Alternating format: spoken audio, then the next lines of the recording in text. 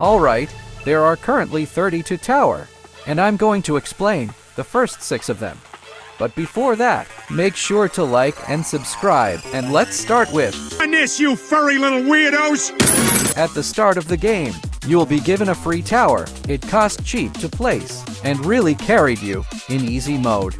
Top path give him an LMG, along with auto conversion, with over 120 DPS, which is insanely good for starter tower.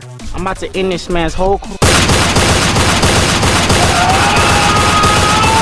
while bottom path giving him the ability to throw grenades. Yoink!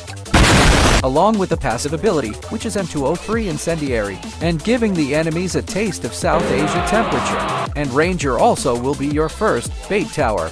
Big shack! Boom, boom, boom. And really good for baiting single target boss. Sometimes problematic, and sometimes random, and useless on splash damage. That will clear out the field. But overall, it's a good for both DPS and crowd control. Now I gotta pull up. Shotgunner is low-range tower that focus on splash damage and pierce, and handle the early game match. Top path literally make him shoot faster, and also he can heal allies. While bottom path make him deal many damage with bullet resistance, and can also unstun allies. Oh my back! Look at Golf Marley. This tower can be useful on early and support for a newbie. Speaking of support, it's best to micro the heck out of it, making you feel like parrying the boss, but sometimes they just dies quickly. But in the meantime, it's a really good tower option for beginners, with the help of shotgun.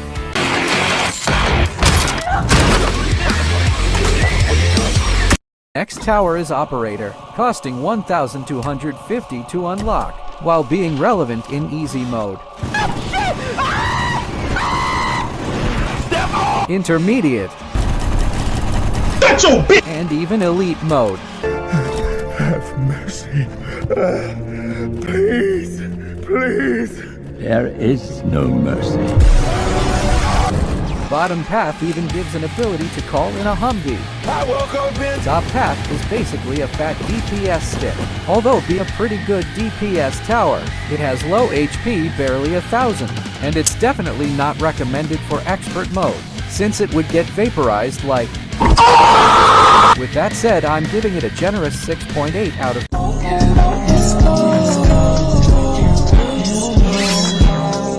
The next tower is Mine Layer, also known as Ridge Layer. Cost 1,450 gold to buy, and it's recommended to place it at the back of the map. Top path is DPS-wise, cheap, and has stealth detection, where you can spam it like you are a professional war crime committer. But even with prep time, it's not effective against major bosses, like Eradicator Mark II.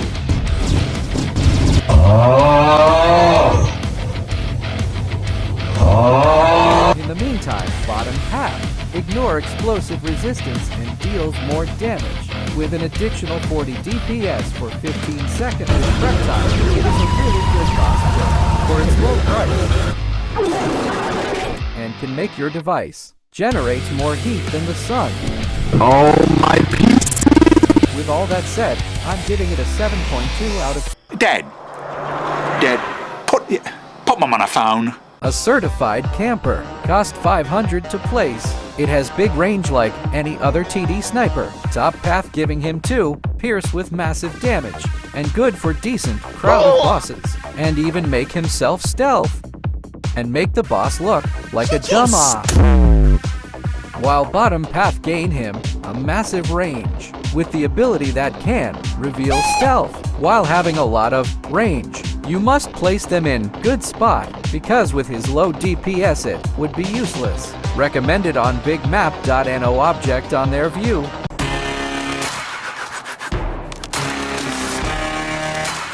Our next tower, Cryo Blaster. The price of 2,000 gold is a very situational support tower, has the ability to freeze enemies. Top path is for crowd control, great for dealing with clumps of enemies. Now time for the best part. Bottom has the ability to freeze bosses, such as the Plague Doctor. Yo, listen from the team first. Prank him, John. You already know.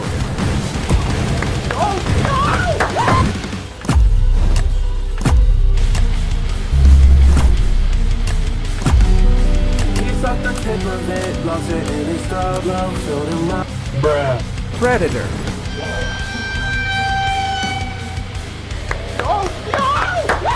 Eradicator.